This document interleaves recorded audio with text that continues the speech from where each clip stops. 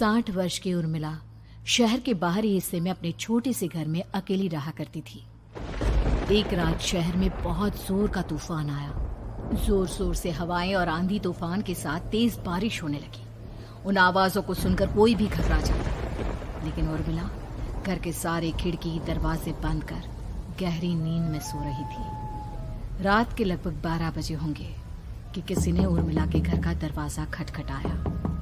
दरवाजे के खटखटाने की आवाज सुनकर उर्मिला की नींद खुलती है। आखिर इतनी रात को कौन आया होगा? उर्मिला जाकर दरवाजा खोलती है तो सामने लगभग 26 साल की बेहद सुंदर लड़की को खड़ा देख हैरान रह जाती है। कौन हो बेटा, और इतनी रात को इतने भयंकर तूफान में कहाँ भटक रही हो? चाची, आपने मुझे पहचाना नहीं? मैं आपकी दूर की रिश्तेदार शालिनी। अरे हाँ, बचपन में तुझे देखा था। इतनी जवान हो गई है, कैसे पहचान में आती। लेकिन तू यहाँ क्या कर रही है, और वो भी ऐसी अंधेरी तूफान भरी रात में? उर्मिला की बात सुनते ही शालिनी की आंखों से आंसू बहने लगे। वो फूट फूट कर रोने लगी। ये देखकर उर्मिला को कुछ समझ में नहीं आया और उसने शालिनी का हाथ पकड़कर घर के अंदर आने के लिए कहा। जैसे ही शालिनी घर के अंदर रोशनी में आई, उर्मिला की नजर उसके पेट की तरफ गई, जिसे देखकर ये साफ पता चल रहा था कि वो प्रेग्नेंट है। अरे, तू तो पेट से है। ऐसी हालत में इतने भयंकर तूफान में आधी रात को बाहर भटक रही है। आखिर बात क्या है बेटा, मुझे सब कुछ साफ साफ बता। क्या बताऊं चाची, ये सब जिसकी वजह से हुआ है उसके बारे में बताने में भी मुझे शर्म आती है। मैंने घर वालों की मर्जी के खिलाफ जाकर एक लड़के से शादी कर ली थी, पर वो शादी के 1 महीने बाद ही मुझे छोड़कर चला गया। छोड़कर चला गया का क्या मतलब? क्या उसके साथ कोई हादसा हो गया? नहीं, उसे कोई दूसरी लड़की पसंद आ गई और मेरी प्रेगनेंसी की खबर सुनते ही उसने मुझे बेसहारा छोड़ दिया। उसके बाद मैं अपने घर गई, लेकिन माँ पापा ने मुझे घर में कदम तक नहीं रखने दिया। तभी मुझे आपकी याद आई। कोई बात नहीं, कोई बात नहीं, तुमने यहाँ आकर अच्छा ही किया। एक काम करो, तुम आराम करो। वैसे भी ऐसी हालत में इतना घूमना फिरना और इस तरह आधी रात को बाहर भटकना ठीक नहीं होता। प्रेग्नेंट औरत को आधी रात को घर से बाहर नहीं निकलना चाहिए। बुरी आत्माएं उस पर अपना असर दिखा सकती है। और इतना कहकर उर्मिला ने शालिनी को एक दूसरे कमरे में जाकर आराम करने के लिए कहा। लेकिन जैसे ही शालिनी अपने कमरे में जाने लगी, अचानक से उर्मिला ने उसे रोक लिया। एक बात बताओ बेटा, तुम्हारा कौन सा महीना चल रहा है? पेट देखकर तो लगता है कि लगभग 6 महीने पूरे हो गए होंगे। उर्मिला की बात सुनकर शालिनी के होठों पर मुस्कुराहट आ गई। चाची जी, अभी सिर्फ 1 ही महीना हुआ है। शालिनी की बात सुन उर्मिला दंग रह गई। उसे समझ में नहीं आ रहा था कि प्रेगनेंसी के पहले ही महीने में शालिनी की हालत ऐसी क्यों थी। लेकिन फिर उसने बात को नजरअंदाज कर शालिनी को आराम करने के लिए कहा और खुद भी कमरे में जाकर सो गई। अभी कुछ ही घंटे बीते थे कि अचानक से एक बच्चे के बड़े ही अजीबोगरीब बेढंगे तरीके से रोने की आवाजें उर्मिला के घर में गूंजने लगी। उन आवाजों को सुनकर उर्मिला की नींद फिर से खुलती है। ये अचानक बच्चे के रोने की आवाज कहां से आने लगी? उसने उठकर चारों तरफ देखा, पर वहां उसे कोई नजर नहीं आया। उर्मिला घबराते हुए शालिनी के कमरे में गई तो वहां उसे कमरे की दीवार पर एक बेहद खौफनाक साया नजर आया, जिसे देखकर उर्मिला बुरी तरह से घबरा गई। आखिर ये सब क्या हो रहा है? शालिनी, शालिनी उठो! उसने जोर जोर से आवाज देकर शालिनी को जगाने की कोशिश की, लेकिन ऐसा लग रहा था जैसे उसकी आवाज शालिनी तक पहुंच ही नहीं रही थी। कमरे की दीवार पर एक बहुत बड़ा और बेहद डरावने दिखने वाले इंसान का साया और एक बच्चे के अजीबोगरीब ढंग से रोने और चीखने की आवाजें अब उर्मिला को ज्यादा डराने लगी थी। उर्मिला को शालिनी की चिंता सताने लगी और उसने पूरी ताकत के साथ चीखकर शालिनी को आवाज लगाई, शालिनी! तभी अचानक सब कुछ एकदम पहले जैसा हो जाता है और उर्मिला की आवाज सुनकर शालिनी की नींद खुलती है। क्या हुआ चाची, आप इतनी तेज क्यों चिल्ला रही हैं? आप ठीक तो है ना? अभी अभी मैंने तुम्हारे कमरे में कुछ अजीब सा देखा। तुम ठीक हो ना शालिनी? मुझे यहाँ एक बच्चे के रोने की आवाज़ें आ रही थी। लगता है आपको मेरी कुछ ज़्यादा ही चिंता हो गई है। आपने मेरी प्रेगनेंसी के बारे में कुछ ज़्यादा ही सोच लिया होगा। मैं एकदम ठीक हूँ, आप आराम से सो जाइए। इतना कहकर शालिनी ने उर्मिला को फिर से अपने कमरे में जाने के लिए कहा और खुद भी जाकर सो गई।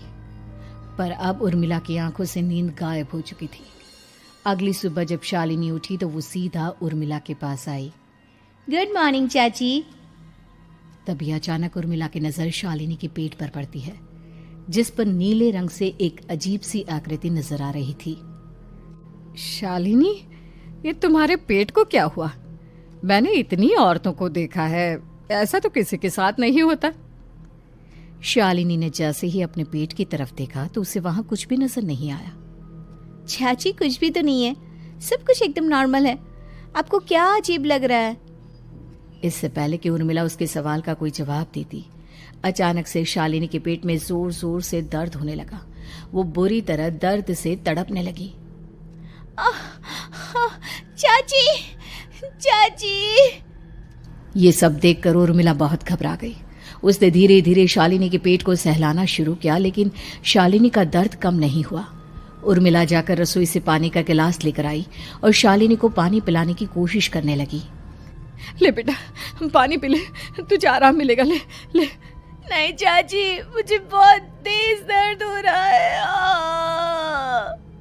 अरे थोड़ा पी ले बेटा। जैसे ही उर्मिला ने शालिनी को पानी पिलाया, उसने देखा कि गिलास में बचा पानी का रंग नीला पड़ गया और शालिनी की आंखें अजीब हो गई। उसके पेट पर बच्चे का एक डरावना चेहरा नजर आने लगा। ये सब देखकर उर्मिला की डर से हालत खराब होने लगी, पर तभी शालिनी का दर्द ठीक हो गया। बेटी, अभी तुम्हारा दर्द ठीक है तो ऐसा करो, तुम थोड़ी देर आराम कर लो। शालिनी को आराम करने के लिए कहकर उर्मिला तेज कदमों से चलकर घर से बाहर निकल जाती है और पास ही रहने वाली एक औरत कालिंदी के पास पहुंचती है। अरे उर्मिला बहन, बड़े दिनों बाद दिखाई दी, क्या हुआ? बहुत घबराई हुई सी लग रही हो, सब ठीक तो है ना? क्या बताओ कालिंदी बहन, मेरी एक दूर की रिश्तेदार आई हुई है। वो पेट से है और उसके साथ ना अजीब अजीब चीजें हो रही है। अब उर्मिला सारी बात कालिंदी को बताती है, जिसे सुनने के बाद काले जादू और तंत्र विद्या की माहिर कालिंदी एक ताबीज बनाकर उसे देती है। बहन, मुझे शालिनी पर किसी बुरी आत्मा का साया लगता है। ये ताबीज ले जाओ, आज रात को 12 बजे उसे पहना देना, फिर सब ठीक हो जाएगा। उर्मिला ताबीज लेकर घर वापस आती है और अब आधी रात के होने का इंतजार करने लगती है। जैसे ही आधी रात होती है, वो नींद में सोई शालिनी को ताबीज पहना शांति से अपने कमरे में आकर अपने पलंग पर लेट जाती है। अब सब ठीक हो जाएगा। ये सोचकर उर्मिला शांति की एक सांस ही लेती है कि तभी अचानक उसकी आंखों के सामने कुछ ऐसा आता है जिसे देखकर उर्मिला डर से चीखने लगती है। तुम कौन हो? कौन हो तुम? जाओ यहाँ से, जाओ जाओ यहाँ से। तभी उर्मिला की एक जोरदार दर्द भरी डरावनी चीख वहां पर गूंज गई। उर्मिला की आंखों के सामने एक बच्चा खड़ा हुआ था, जिसका पूरा शरीर किसी बूढ़े की तरह नजर आता था, लेकिन मुंह किसी नवजात बच्चे की तरह था। उसकी आंखें गुस्से से लाल थी और वो घूर घूर कर उर्मिला की तरफ देखा जा रहा था। कौन हो तुम? कौन हो? उर्मिला के चीखते ही वो बच्चा जोर जोर से रोने लगा। घबराकर उर्मिला ने अपने हाथों को अपने कानों पर रख लिया। उसकी समझ में नहीं आ रहा है कि आखिर ये सब उसके साथ क्या हो रहा है। कौन हो तुम? कौन हो? क्या चाहते हो मुझसे? जाओ जाओ यहाँ से, आखिर तुम हो कौन? तभी अचानक से उर्मिला के पूरे घर में लाल रंग की रोशनी फैल गई। वो बच्चा धीरे धीरे कदमों से चलता हुआ उर्मिला की तरफ बढ़ने लगा। किसी नवजात पैदा हुए बच्चे के जैसे उसके रोने की आवाज अब उर्मिला के कानों में गूंज रही थी। लेकिन कुछ ही सेकंड में वो चुप हो गया और उसने बेहद खतरनाक आवाज में उर्मिला के सवाल का जवाब दिया। मैं वो हूँ जो अब तक पैदा नहीं हुआ, लेकिन जब मैं पैदा हो जाऊंगा तो वो होगा जो अब तक कभी नहीं हुआ। ये क्या कहना चाहते हो तुम? ऐसा क्या हुआ जो अब तक नहीं हुआ? तबाही होगी, तबाही। सब कुछ खत्म हो जाएगा और ये जो लड़की मुझे जन्म देने वाली है, मैं उसका खून पी जाऊंगा, सारा खून। उस बच्चे की बात सुनते ही उर्मिला बुरी तरह घबरा गई। उसका एक बुजुर्ग आदमी जैसा शरीर, एक नवजात बच्चे जैसा चेहरा, ये दोनों ही बातें उर्मिला की समझ से बाहर थी। तभी वो बच्चा अचानक गायब हो गया। घर का माहौल फिर से पहले जैसा हो गया। लाल रंग की रोशनी भी अब गायब हो चुकी थी। उर्मिला दौड़कर शालिनी के कमरे में पहुंची, जहां वो गहरी नींद में सोई हुई थी, पर उसके गले का ताबीज गायब हो चुका था। उठो उठो शालिनी, उठो बेटा, मुझे तुमसे जरूरी बात करनी है। अरे चाची क्या हुआ? इतनी रात को आप परेशान क्यों कर रही हैं? सब ठीक है ना? अभी जब तुम सो रही थी ना, तो मैंने तुम्हारे गले में एक ताबीज पहनाया था। कहाँ गया बेटा, बताओ मुझे। शालिनी ने चारों तरफ अपनी नजरें घुमाकर देखा, लेकिन वहां पर कोई ताबीज नहीं था। वह हैरानी से उर्मिला के चेहरे की तरफ देखने लगी। उसे समझ में नहीं आ रहा था कि आखिर उर्मिला किस ताबीज के बारे में बात कर रही थी। नहीं चाची, यहाँ कोई ताबीज नहीं है। लगता है आपने कोई बुरा सपना देखा है। मैंने कोई बुरा सपना नहीं देखा। खैर छोड़ो, तुम अब सो जाओ, तो सुबह बात करते हैं। डर और घबराहट की वजह से उर्मिला की आंखों से नींद तो जैसे बिल्कुल गायब हो गई थी। अगली सुबह उर्मिला बिना कोई देर किए गांव के बाहर एक छोटी सी झोपड़ी में रहने वाले बूढ़े पंडित के पास पहुंची। पंडित जी, मेरी मदद कीजिए। अरे आओ आओ उर्मिला, क्या हुआ? सब ठीक तो है ना?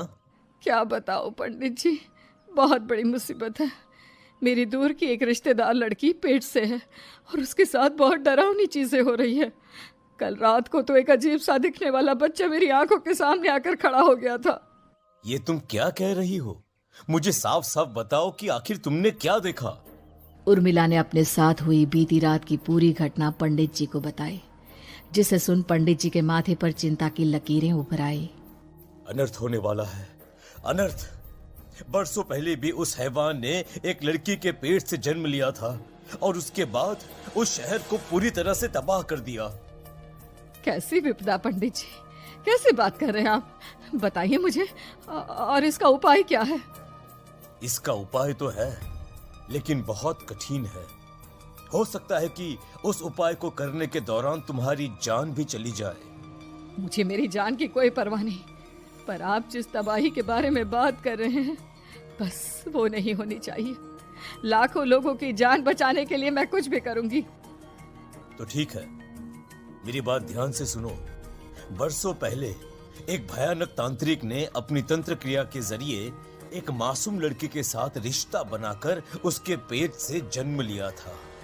इस तरह से वो अपने जैसे लोगों की संख्या इस दुनिया में बढ़ाना चाहता था। आपके कहने का मतलब है कि शालिनी के पेट से भी उस शैतान को जन्म लेना है, इसलिए उसने उसके साथ ये सब किया है। ठीक पहचाना तुमने। अब मैं तुम्हें एक ऐसा सिंदूर दूंगा जिसे तुम्हें ले जाकर उस लड़की के पेट पर लगाना होगा। क्या ऐसा करने से सब कुछ ठीक हो जाएगा? नहीं उर्मिला, ये सब इतना आसान नहीं। उस लड़की के पेट पर सिंदूर लगाने के बाद तुम्हें उसका पेट काटकर उस हैवान को बाहर निकालना होगा। नहीं पंडित जी, मैं ये सब नहीं कर सकती। मैं भला एक जिंदा लड़की के पेट को अपने हाथों से कैसे काट सकती हूँ? अगर तुमने ऐसा नहीं किया तो कुछ ही दिनों में वो हैवान उस लड़की के शरीर से जन्म लेगा और उसके शरीर के सारे खून को पीकर अपनी ताकत को बढ़ाएगा। उसके बाद वो धीरे धीरे इस पूरे शहर को तबाह कर देगा। यहाँ पर कोई जिंदा नहीं बचेगा।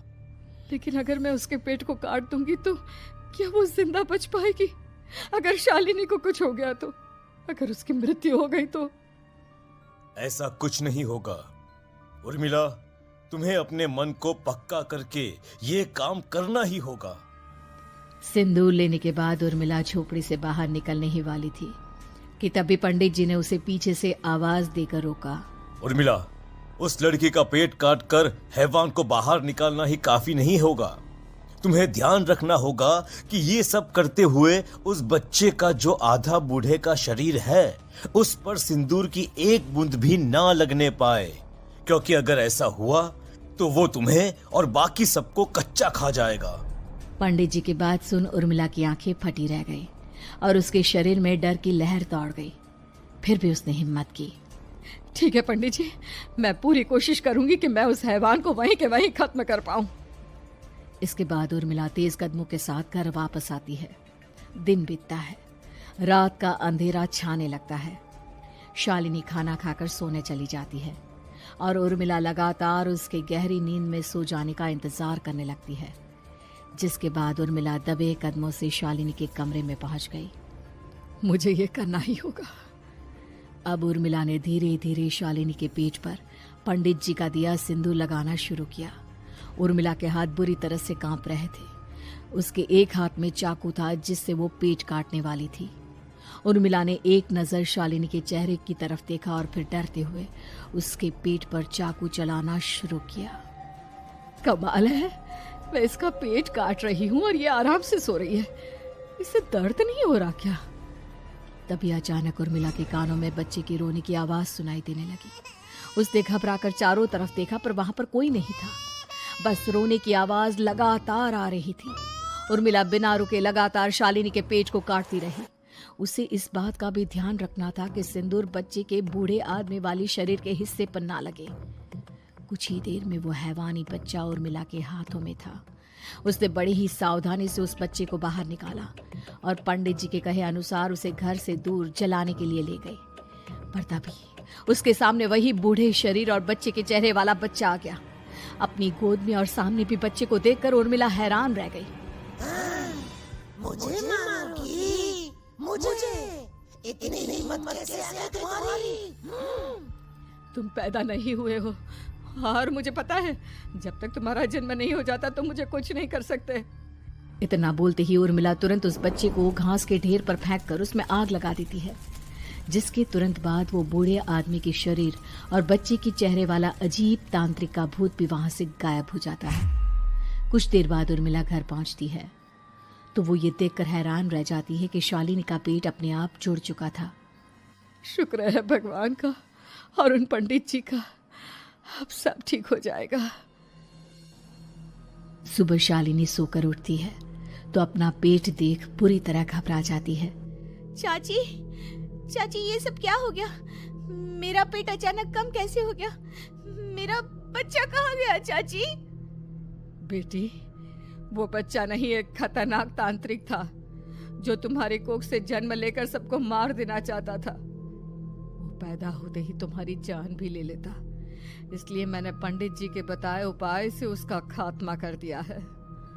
अब सब ठीक है। शालिनी को उर्मिला की बात समझ में नहीं आती।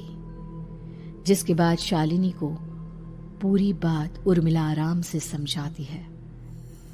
अब वो दोनों ही भगवान का शुक्र अदा करती हैं और एक साथ रहने लगती हैं।